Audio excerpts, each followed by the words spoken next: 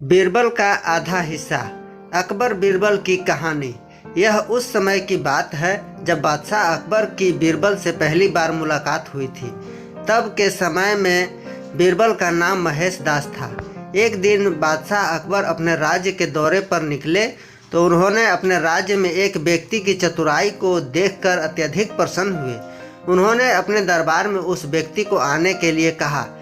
साथ ही बादशाह ने अपने एक अंगूठी दी। वह व्यक्ति कोई और नहीं महेश दास था।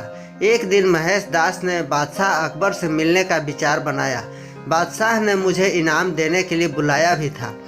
महेश दास जब महल के द्वार पर पहुंचा तो उसने देखा कि वहां पर कई सारे लोग लाइन लगाकर बादशाह से मिलने का इंतजार कर रहे हैं। साथ ही यह भी देखा कि द्वारपाल सभी से कुछ न कुछ लेने के बाद ही अंदर प्रवेश दे रहा है। जब महेश दास महल के द्वार पर पहुंचा तो द्वारपाल ने उसे रोक दिया। तो महेश दास ने बोला कि बादशाह ने उसे इनाम के लिए बुलाया है। तो द्वारपाल ने महेश दास से कुछ निशानी देने को कहा, क्योंकि राज दरबार के अंदर जाने के लिए लोगों को कुछ सबूत दिखाना पड़ता था।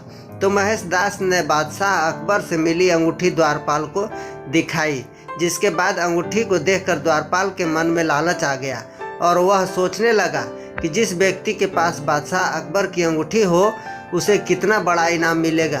द्वारपाल ने महेश दास को राज दरबार में जाने से पहले एक शर्त रख दी कि उसे मिलने वाले इनाम में आधा हिस्सा उसे देगा तो ही महल के अंदर प्रवेश लेने देगा। तो महेश दास ने कुछ देर सोचने के बाद द्वारपाल की शर्त को मानकर राज दरबार की ओर चले गए। जैसे ही महेश दास बादशाह अकबर के सामने आए, बादशाह ने महेश दास को तुरंत पहचान लिया और पूरे दरबार में महेश दास की चतुराई की प्रशंसा की। बादशाह ने महेश दास को कहा कि मांगो, क्या इनाम चाहिए। महेश दास ने बादशाह से प्रसन्न किया कि मैं जो भी मांगो आप मुझे वो इनाम दोगे। बादशाह अकबर ने जवाब दिया कि तुझे जो भी इनाम में चाहिए वो तुम बिना डरे मांग सकते हो, तुम्हें वो ज़रूर दिया जाएगा। फिर महेश दास ने बड़ी अजीब मांग रखी, मुझे इनाम में मेरी पीठ पर 100 कोड़े से मारे जाए। महेश दास की इस अजीब मांग को सुनकर बादशाह अकबर और राज दरबार के सभी लोग आश्चर्य से महेश दास की ओर देखने लग जाते हैं।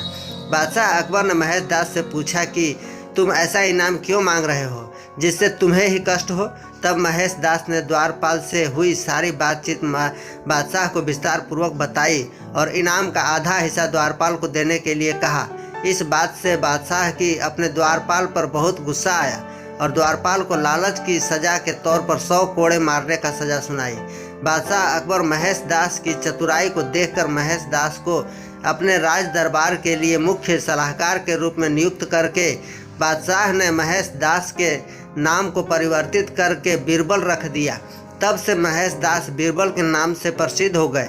इस प्रकार बीरबल ने अपनी चतुराई के दम पर बादशाह अकबर के राज दरबार में हमेशा के लिए राज्य के सलाहकार के रूप में रहने लगा।